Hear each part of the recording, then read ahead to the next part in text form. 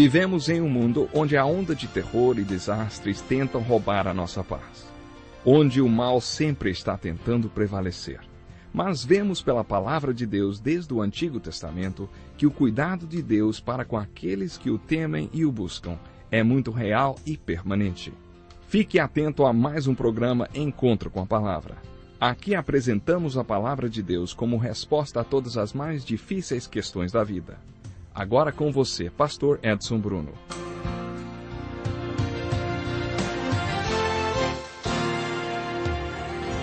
Seja muito bem-vindo ao Encontro com a Palavra. Acompanhe conosco mais um estudo do Evangelho de João, versículo por versículo. Terminamos o último programa com a pergunta que Jesus fez para Marta. Eu sou a ressurreição e a vida. Aquele que crê em mim, ainda que morra, viverá. E quem vive e crê em mim não morrerá eternamente. Você crê nisso? Jesus estava perguntando a Marta, você acredita que eu posso levantar Lázaro dos mortos? Acho que Marta não entendeu a pergunta de Jesus.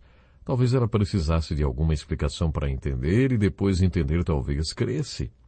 Mas ela foi franca e honesta o suficiente para dizer no que ela cria. Sim, Senhor, eu tenho crido que Tu és o Cristo, Filho de Deus e que devia vir ao mundo. Isso é tudo que ela cria até aquele momento. Graças a Deus pela vida da Marta. Tenho certeza que se lhe tivesse sido revelado mais, ela também creria. Agora vamos para os versículos 28 e 29, diz assim. E depois de dizer isso, foi para casa e chamando à parte Maria, disse-lhe, o Mestre está aqui e está chamando você. Ao ouvir isso, Maria levantou-se depressa e foi ao encontro dele. Observe que Maria só foi se encontrar com Jesus quando Marta disse que ele a estava chamando. Marta era daquele tipo de pessoa que não esperava acontecer, ela ia atrás. Antes mesmo de Jesus chegar na cidade, ela já tinha ido ao encontro dele. Maria não era assim.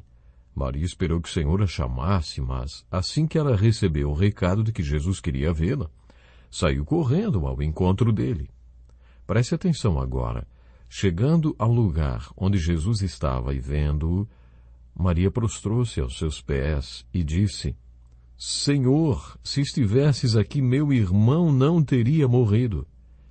Esta foi exatamente a mesma frase que Marta tinha falado. Mas alguma coisa era diferente. Talvez o seu tom de voz, os seus gestos, a sua linguagem corporal. A Bíblia acrescenta um detalhe sobre a sua linguagem corporal. Maria prostrou-se aos seus pés.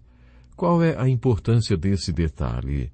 Ele é muito importante. Em outra passagem do Novo Testamento, em Lucas capítulo 10, encontramos outro relato sobre Maria. Já me referi a este fato. Quando Jesus foi visitar sua casa pela primeira vez, ela ficou aos pés de Jesus ouvindo suas palavras. No capítulo 12 de João, encontramos Maria mais uma vez aos pés de Jesus adorando-o. Então Maria pegou um frasco de nardo puro, que era um perfume caro, derramou sobre os pés de Jesus e os enxugou com seus cabelos, e a casa encheu-se com a fragrância do perfume.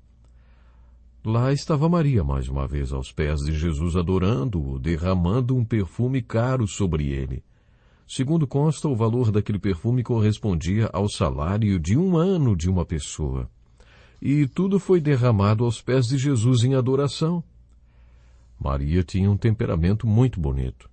Devemos nos lembrar que ela e sua irmã estavam passando por uma difícil provação. Elas estavam enfrentando o único problema insolúvel desta vida. A sua reação diante dessa tribulação foi muito importante.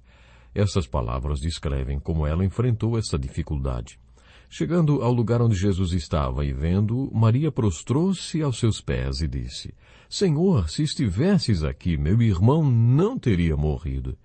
Ela estava aos pés de Jesus ouvindo as palavras dele. Ela estava aos pés de Jesus adorando-o. E aqui ela estava aos pés de Jesus aceitando a sua vontade. Ela disse, se o Senhor estivesse aqui, ele não teria morrido. Mas o Senhor não estava aqui, e eu quero que o Senhor saiba que eu o amo e o adoro, mesmo assim. Aceito que o Senhor não estava aqui, e o louvo. Quer eu entenda ou não, creio que o Senhor tem suas razões, e quero que o Senhor saiba que me sujeito a isto. Você entende o que aconteceu? Estas duas irmãs passaram pela mesma provação. O que o Senhor queria delas diante desta provação era uma reação correta, que resultasse em um relacionamento com Ele. Isso mesmo, um relacionamento com Jesus. Maria teve esta reação. Através do relato bíblico, vemos que depois que Jesus obteve a reação certa de Maria, aquela tribulação, então veio o socorro.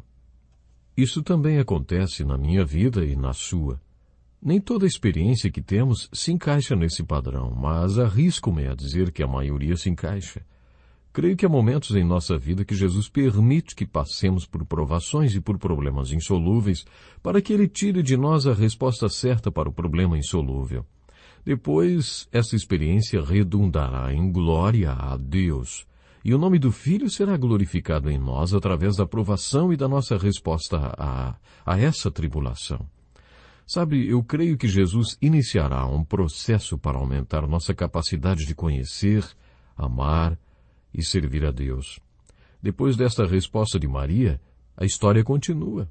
A Bíblia conta que, ao ver chorando Maria e os judeus que a acompanhavam, Jesus agitou-se no espírito. O original grego descreve que Jesus chorou. Ele perturbou-se. Onde o colocaram? Perguntou ele. Vem e vê, Senhor, responderam eles. Jesus chorou. Então os judeus disseram, vejam como ele o amava. Mas alguns deles disseram, ele que abriu os olhos do cego, não poderia ter impedido que este homem morresse? Jesus, outra vez profundamente comovido, foi até o sepulcro. Era uma gruta com uma pedra colocada à entrada. Tirem a pedra, disse ele. Disse Marta, irmã do morto, Senhor, ele já cheira mal, pois já faz 4 dias.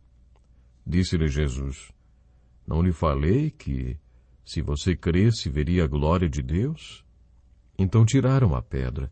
Jesus olhou para cima e disse, Pai, eu te agradeço porque me ouviste. Eu sei que sempre me ouves, mas disse isso por causa do povo que está aqui, para que creia que tu me enviaste. Depois de dizer isso, Jesus bradou em alta voz, Lázaro, vem para fora! O morto saiu com as mãos e os pés envolvidos em faixas de linho e o rosto envolto num pano. Disse-lhe Jesus, tirem as faixas dele e deixem-no ir. Esse é o milagre magnífico de Jesus contado no capítulo 11 de João. No início do meu ministério, eu era bem jovem e fui chamado para pregar em um enterro num domingo à tarde. De manhã, quando estava na igreja, fui conversar com um senhor, membro da igreja. Ele era um judeu refugiado da Iugoslávia, que tinha escapado do regime de Hitler e vindo para os Estados Unidos. Ele era uma pessoa muito culta, um doutor e, ao mesmo tempo, um crente fervoroso e carismático. Ele era mais velho e mais experiente do que eu, e também já tinha sido pastor. Por isso, no final da escola dominical, eu perguntei para ele, hoje à tarde vou pregar em um culto fúnebre e será a minha primeira vez. O senhor tem alguma coisa para me dizer que possa me ajudar? Ele olhou bem para mim e disse, olha, Jesus nunca pregou em enterros, só em ressurreições. Aí ele saiu e me deixou meio de boca aberta, sem palavras. Eu fui para aquele funeral e, infelizmente, foi apenas um funeral. Ninguém ressuscitou, não. Na verdade, o conselho daquele querido membro da igreja não me ajudou muito. Acho que me deixou até mais confuso. Em João capítulo 11, lemos sobre Jesus em um funeral e podemos fazer algumas observações. Ele chorou. Ele deixou visível a sua tristeza, a ponto das pessoas presentes dizerem, vejam como ele o amava. Com isso, Jesus nos mostrou que chorar em um funeral não é pecado, nem é sinal de falta de fé. Acho que essa foi uma das coisas que Jesus quis dizer quando ensinou esta bem-aventurança. Bem-aventurados os que choram, pois serão consolados. Literalmente, Jesus disse que são felizes os que choram. Por isso, quando você precisar ou sentir necessidade, chore.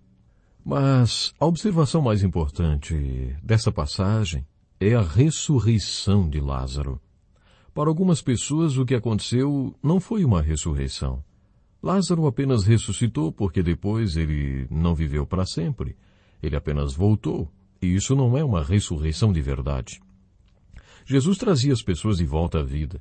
Em outros casos, os espíritos das pessoas foram chamados de volta logo depois que deixaram os corpos. Mas com Lázaro já haviam se passado 4 dias. De qualquer forma, Jesus fez uma grande e importante declaração nesse capítulo. Eu sou. Para mostrar que ele é a ressurreição, a vitória sobre a morte e a chave para a vida, ele ressuscitou aquele homem. Jesus ressuscitou aquele homem para provar que ele é a ressurreição e a vida. Se vivermos nele, crendo nele, nunca morreremos. A morte é apenas um tipo de graduação que nos leva para o estado eterno. Através da morte, o pastor vem em sua vida pela última vez. Faz você deitar, repousar, para que você chegue às águas tranquilas e aos pastos verdejantes, e também ao cálice que transborda para a eternidade. Há muitas observações que poderíamos fazer a partir desse texto.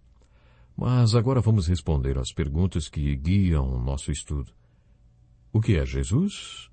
Ele é a ressurreição e a vida. O que é fé? Fé é crer. E fim de papo. É crer na vida eterna e na ressurreição e vida, mesmo diante da morte de um querido seu. É isto que a fé é neste capítulo. O que é vida? Vida é saber que precisamos viver para sempre. A vida é a ausência da morte. Vida é ressurreição. Vida é a vitória sobre a morte, que é possível através da fé em Cristo Jesus. Ainda temos muito que aprender com esse capítulo tão importante do Evangelho de João. Aliás, eu gostaria de deixar uma pequena tarefa para você, preste atenção. Para o próximo programa, leia esse capítulo de João mais uma vez e medite sobre essa história, a história da ressurreição de Lázaro. Peça ao Espírito Santo que mostre a você quem é Jesus, o que é fé e o que é vida. E mais um detalhe antes de finalizarmos o nosso programa de hoje. Esse mesmo Jesus que ressuscitou a Lázaro, ele está vivo hoje.